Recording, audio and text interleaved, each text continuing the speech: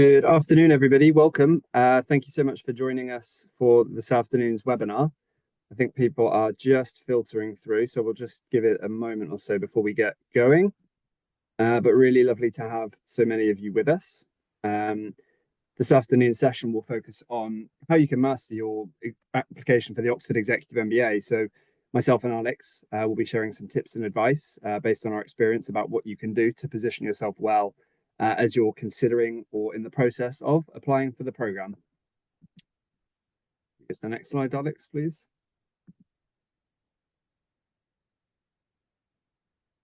Brilliant, thank you. So this is the core team that work on the Executive MBA. So many of you might have been in touch with either myself, Alex, or another member of the team as you're kind of considering the program and thinking of applying.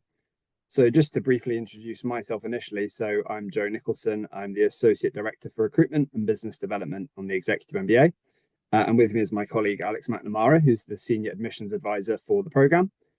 Between us, we've worked at the school for quite a number of years, actually. Totting it up, I think between us, we've got about 17 years on the board. So quite a lot of experience at the school. And a lot of that time has been working on the Executive MBA and also our wider executive degree program. So between us, we have a lot of experience working with students from really, really different backgrounds, different parts of the world, and many different types of organizations, as they're considering how the Executive MBA might help them as they're at often the crossroads in their career, thinking about what they want the next stage in their career and personal life to look like. So we have a lot of experience of helping candidates. If we can go to the next slide, please. So today's session will be split into three main areas. So firstly, for those of you who might be just learning about the program initially and kind of at the earliest stage of your research and understanding of the program, I'll provide an overview to start with to give you a better understanding of what our program entails, what makes it unique, and just giving you a really clear understanding. From there, we'll talk about how you can submit a strong application. We'll be sharing our insights and advice. And then from there, we'll also lead to kind of what happens after you've submitted your application and sharing some useful information around financing options and payment elements to do with the program as well. And then at the end of the program, we'll have time for some questions. So it would be lovely if this is interactive. So please do start to think of questions that you might like to put to us, and we'll cover them towards the end of the session. Next question, please. Sorry, next slide, please, Alex. So this is the program journey at a glance. So the Executive MBA at Oxford is made up of two intakes. We have one starting in January each year, and then we have one in September. The January intake is 22 months, whereas September is 24 months. Each cohort is made up of typically between 60 to 70 students, and I'd highlight they are super diverse, global, really interesting, smart students from many, many different backgrounds. Across the program, you study between 14 to 18 week-long modules, and I'll explain a little bit more about why there's a range there, but it comes down to the electives you choose. So it could be towards the lower end or the upper end of that schedule, depending on the route you choose to take and how you tailor the program. Once you map out that schedule across the year, it works out that, as you see in the bottom left-hand corner of the slide here, you would have a module around every 4 to 6 weeks. And the full module dates for our next two intakes are available online. It works out being a module every 4 to 6 weeks. Each module is 1 week long, so typically Monday to Friday. So it's fairly frequent travel, but our program does allow you to really immerse yourself in the program, spend a lot of time in Oxford with the faculty, and obviously get to know the other students on your program incredibly well, as the peer-to-peer learning is such a key part of the program. Across the program, you study 11 core subjects across the first and second year. You have one integrative project, which is an entrepreneurship project around building a business, which I'll touch on in just a second. And then, as I mentioned before, in year 2 is where you would study your elective modules, where you can tailor the program and start to study subjects that are really of interest for yourself. The program is split between 2 years. So part 1, you can think of as year 1, where you would really study your fundamentals of the Executive MBA. So you would have 9 core modules covering things like strategy and marketing through to business, finance and accounting, governance and ethics, technology and operations, and a handful of other subjects. Across that year, you'd also study an entrepreneurship project where you'd be part of a small team of around 3 to 4 people, and you would be essentially building a business case, building a business plan that could be something you have an idea of yourself, or you could be kind of joining someone else's team, following their idea. But it's essentially about building and scaling a business and getting that to a stage where you can pitch to investors, where you will do that at some stage on the program. Year two, you have two more core components. One is around global complexity. That's split into 2 weeks, where you would be in international locations for each of those. Some of the recent locations we've delivered sessions in are highlighted on the right-hand side there, so you can see some super interesting locations. In that module, you cover things like business in emerging markets, global strategy, and really get a sense of how business is done on the ground in these different locations. The second core component is around leadership. It's called the Oxford Leader. You'll look at things like leadership fundamentals, negotiations, strategic thinking, as well as elements of coaching that are weaved throughout the modules. And then finally, as mentioned, the electives is a kind of key part of the program and super exciting, where you get a chance to, in some cases, study those abroad in the likes of the US and South Africa, and really get to kind of tailor the program based on your interests. Next slide, please, Alex. This is just to build on the point I was making before about the diversity within the class. So this represents the cohort that started in January this year. So it was a group of 71 students, which is kind of at the higher end typically of where we would see our cohorts. We had 38% women on the program, which is something we're always kind of striving to push upwards to hit gender parity. The global diversity is a key theme you see across all of our cohorts, and it's something that makes the program really, really special.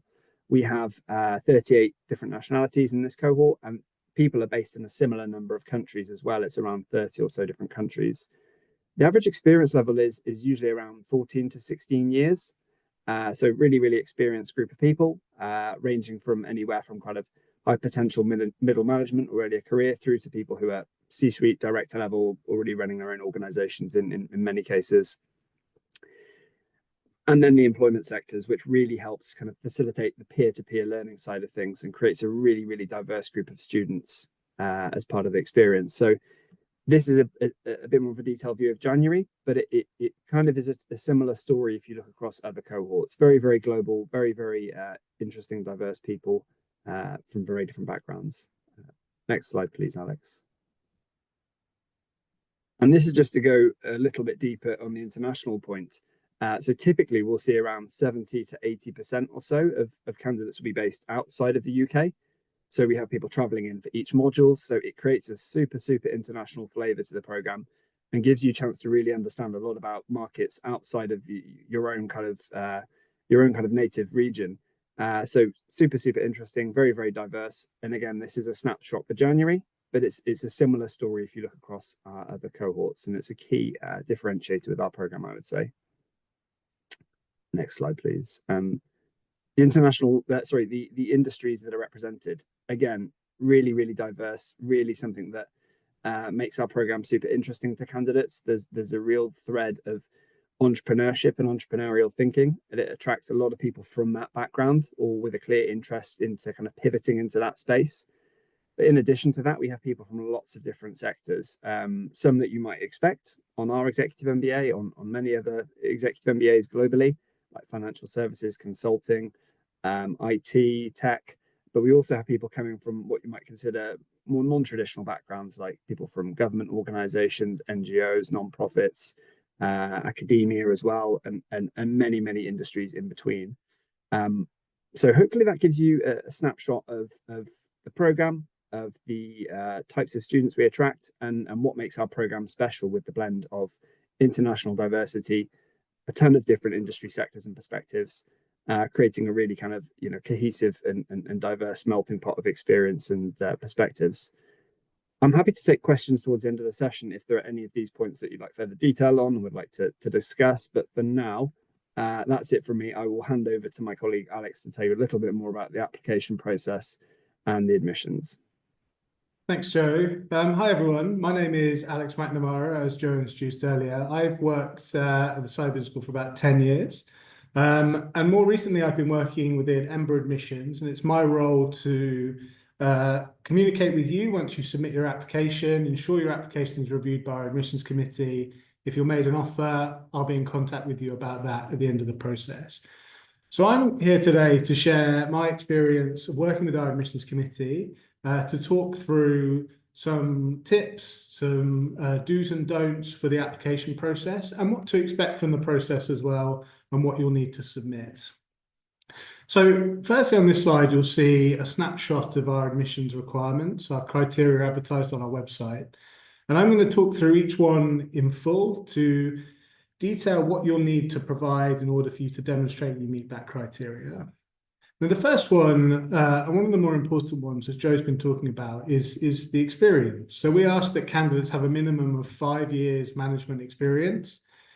And then we ask, and then you'll see that most students have more. On average, a student has 14 to 16 years work experience. And you demonstrate this quite simply through a CV. So we have a template on the application form that you're welcome to use. And what the template shows is that we're looking for you to demonstrate how you've developed in your career, the steps you've taken to reach the point you're at this point when you're applying to the program. So we can see your progression, the depth of your experience, and the companies and roles that you've been in during that time.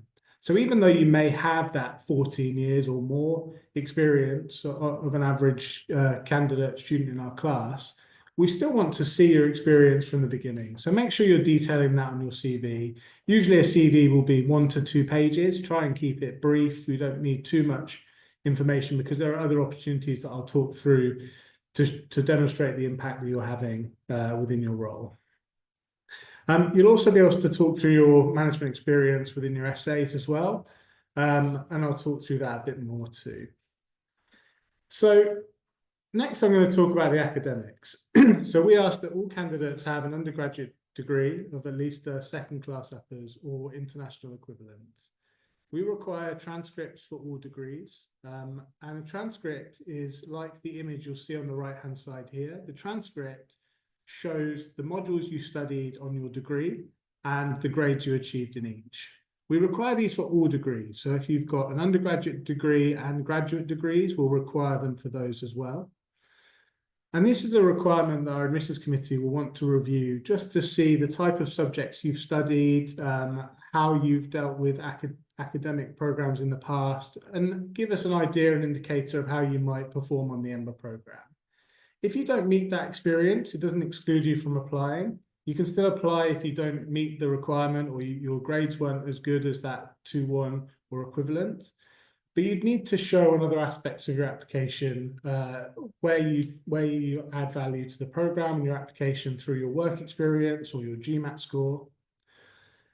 And we will review that through your transcripts.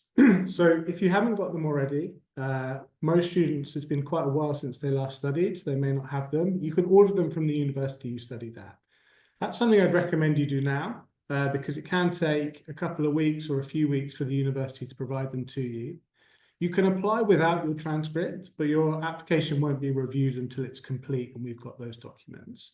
So that's why we don't want to hold up your application. So I'd recommend that being one of the first things you do is order those transcripts if you need them. And you can upload a scan into your application when you've submitted your application. If the transcript is not in English, we ask that they're certifiably translated into English. This is because we want to make sure that all members of our admissions committee are able to review the documents that you're submitting. So next up, the GMAT or executive assessment. Now, the GMAT test, as many of you may know, is a test of quantitative and analytical skills. So this is for us to understand how you're going to cope and how comfortable you'll be with those aspects of the program. So you've got a few options here. So firstly, the GMAT test itself, we look for a minimum score of 600. The executive assessment, this is a test offered by GMAC that's designed for MBA applicants specifically, and the idea being that it takes a little bit less preparation than the GMAT, and you're able to be tested on skill sets that you already have from your day-to-day role. And there we ask for a minimum score of 150. You do have the option to apply for a waiver. We offer these to candidates who apply and are accepted. If they have a minimum of 10 years experience, they're able to demonstrate they're using the quantitative skills, the analytical skills within their day-to-day role. So in order to apply for that waiver, we ask that you upload a waiver request of around 500 words where you just demonstrate those skill sets that I've mentioned and give some examples from your background of where you've used those skill sets and why you feel like you'd be comfortable with those aspects of the program. We're going to give some contact details a bit later where you can get in touch with our recruitment team if you want to talk this through a bit further. If you don't hold a degree or your degree, you don't feel like your grades on your degree reflect your skill set, then we would always recommend that you take a GMAT or an executive assessment to give us a more up-to-date, more recent reflection of your ability. So next up, English proficiency. If you are applying as a candidate who is not a citizen of a country recognised as English speaking by the UK government, then you will need to provide evidence of your English proficiency. We accept all the tests that are outlined on the slide there. The IELTS, the TOEFL are the main two tests that people will usually submit. And we have minimum scores for each, which you'll see on the slide there. Now, this is for us to make sure that you're going to be comfortable within the classroom. All our classes are taught in English. Everything is assessed in English. So we need to make sure that all members of the class are comfortable and able to communicate with the content of the program and with each other. Now, you can apply for a waiver from these. Firstly, if you completed a degree taught in English within the last 2 years. Now, because of those work experience requirements and because of the nature of the profile of most of our students, that doesn't necessarily apply to many applicants. So I won't talk too much about that, just because it's normally more than 2 years since you've completed a degree. So the other option is to apply if you've got significant experience using English professionally. Now, you can apply for a waiver on that basis by outlining where you use English in your day-to-day professional background, and it needs to be significant use. So it should normally be the main language that you work in. And we just ask that you outline some examples of where you use English in your professional day-to-day background.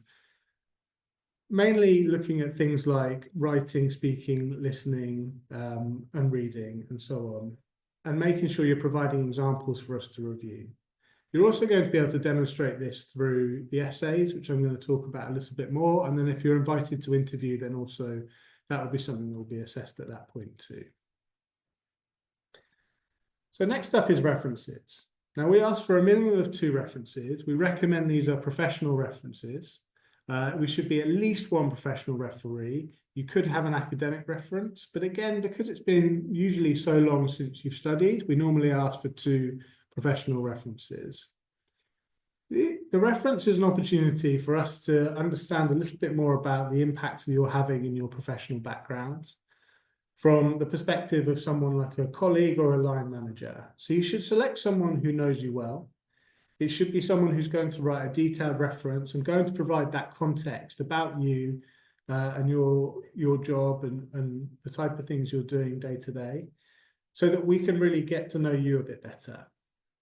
The referees will be contacted by us directly via a professional email address which you provide, and it's a very simple process for them to submit their reference letter and just to answer a few multiple choice questions, just so we can get to know a little bit more about what you're doing in your professional life. They'll also be asked about your English ability, if it's appropriate for them to comment.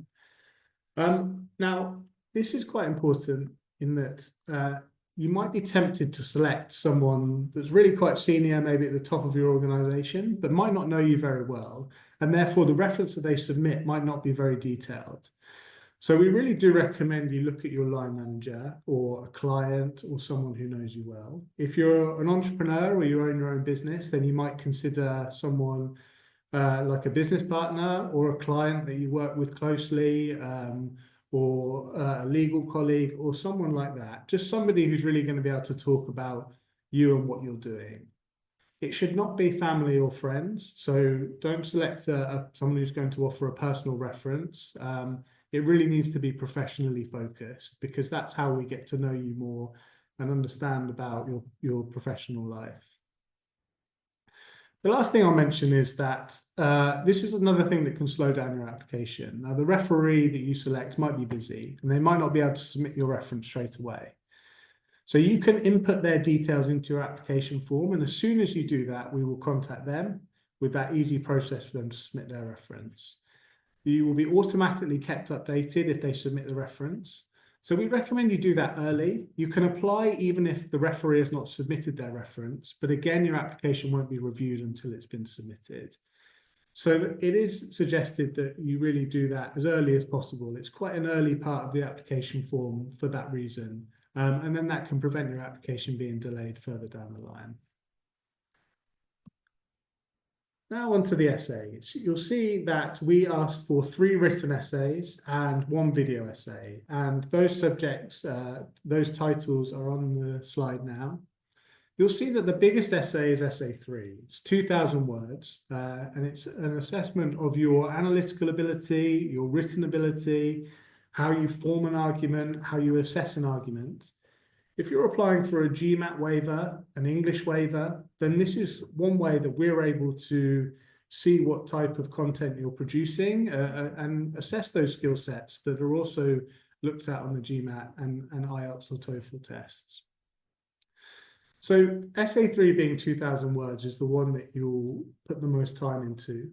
I'm going to talk through some tips in a moment. And then also the video essay expands upon essay 3.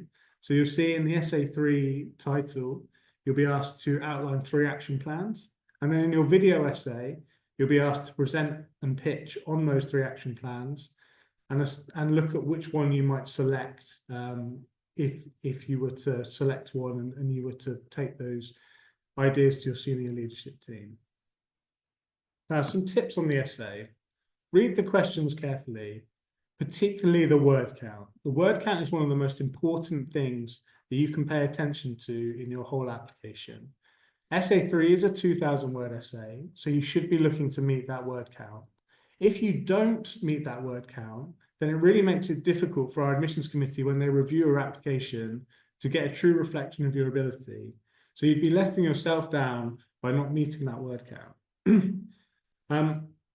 Avoid use of AI as well, and don't plagiarize. So we run all of our essays through anti-plagiarism software. So if you've copied and pasted some text from another source, then it will come up.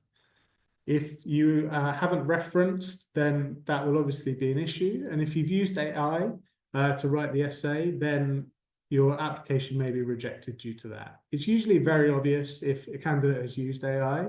And obviously, you will be needing to use your written ability when you're on the program.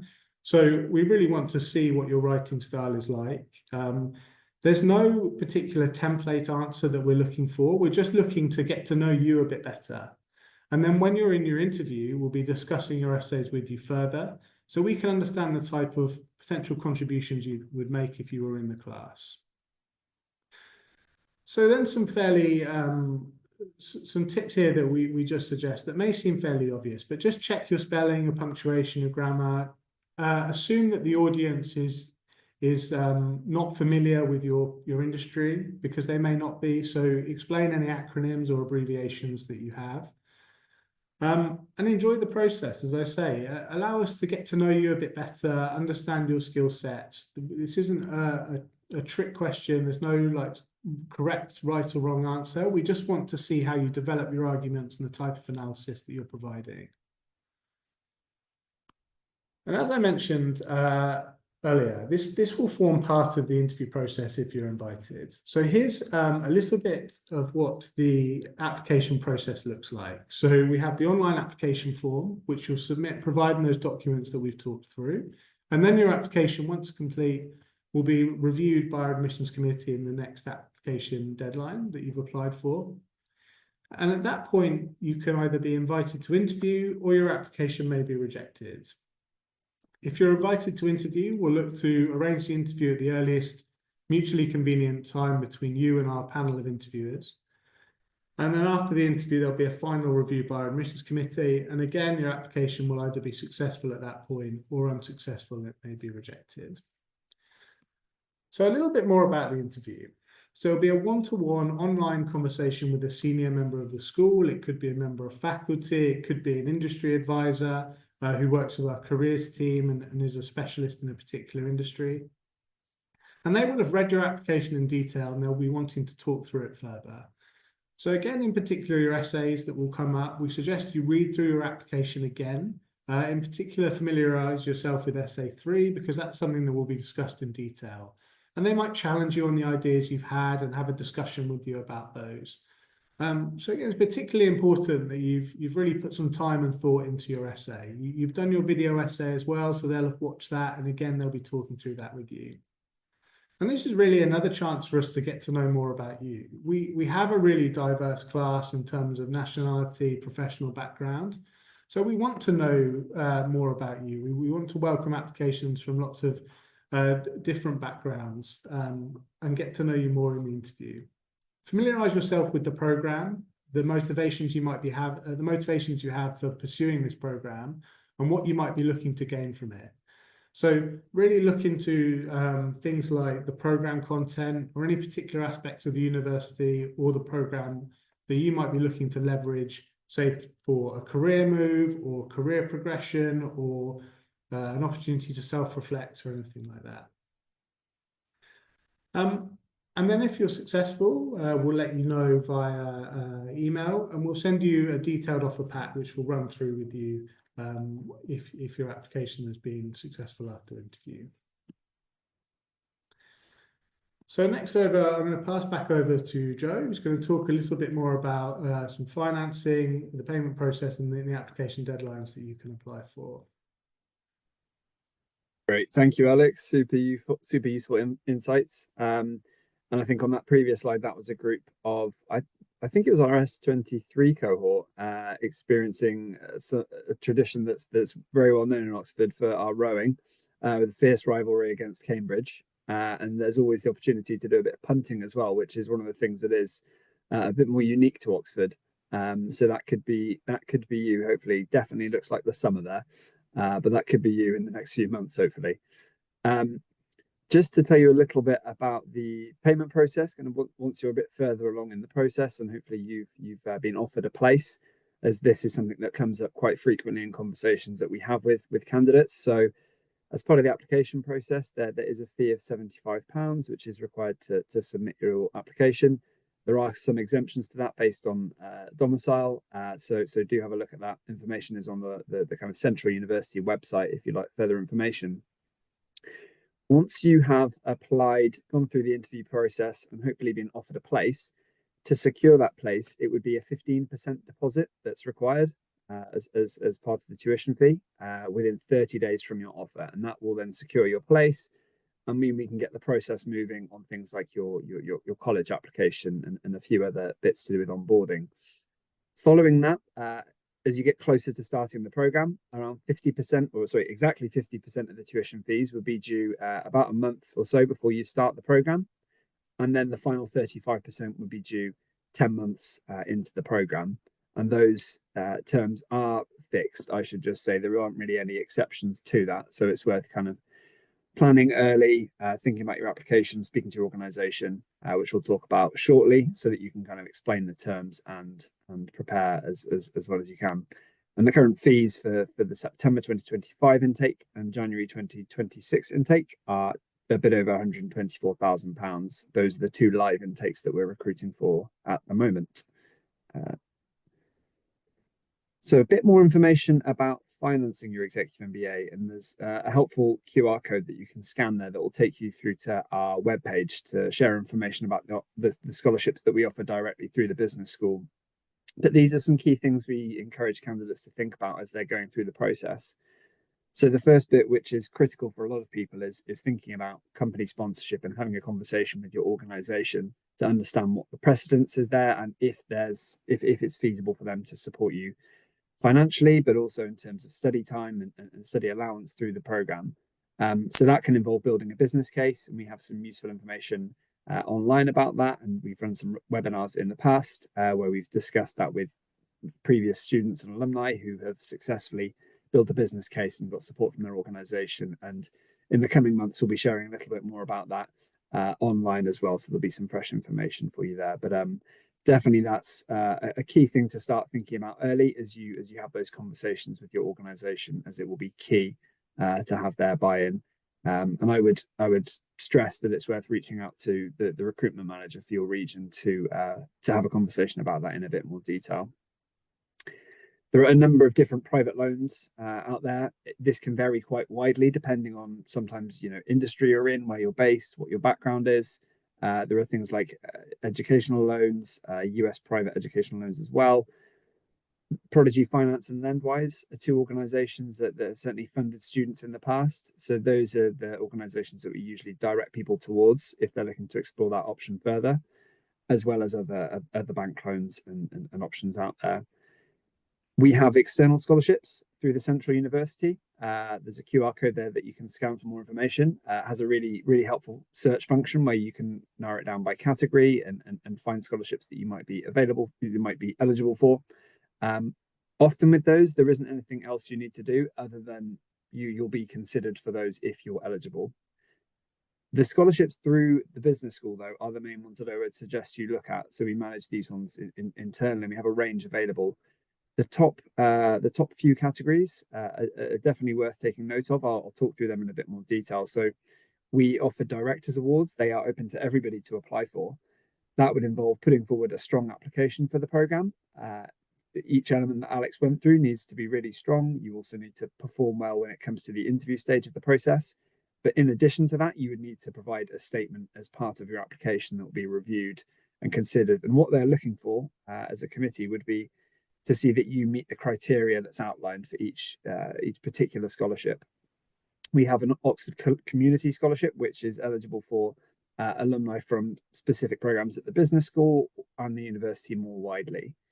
We have a number of scholarships for women as well. We have two subcategories really within that broader category that are worth different amounts towards the tuition. Again, those would require a separate statement as part of the application, and it's crucial again to make sure you explain you meet how you feel you meet the criteria that we're looking for. Those are worth anything from, as you see, £37,500 up to maximum 50% of the tuition fees. We've got one full scholarship that's specific for our September intake, and that's for African nationals who are normally ordinarily resident in Africa as well. And that's a scholarship created by one of our Executive MBA alumni, in fact. And then also, if Said Business School is already familiar to you, there are a number of scholarships and discounts and options available if you have studied one of our diplomas or one of our open programs or a number of other programs at the school. So I would suggest that you get in touch with us and have a conversation to find out more if that's the case. Next slide, please. So as I mentioned, we are recruiting for 2 live intakes at the moment. So the next one coming up in September. We are midway through the application process almost. We've had 2 deadlines. Third one is coming up just later this month, so 17th of March, and we will recruit through until the 1st of January.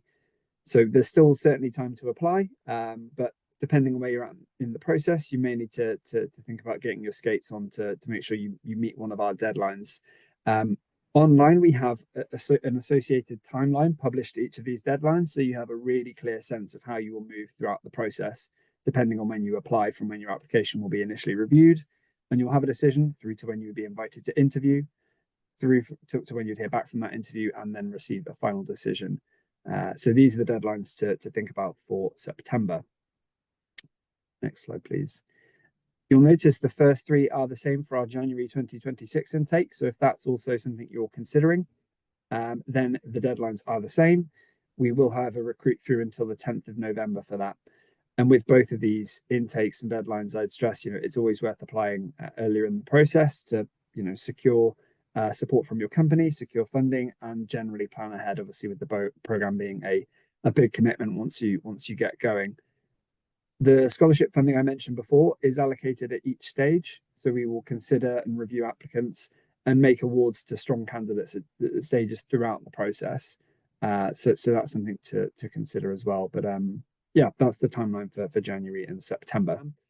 And we'll be very happy to make a recommendation and discuss how the program aligns with your experience and what you're looking for and where you're hoping to take your career in the next steps.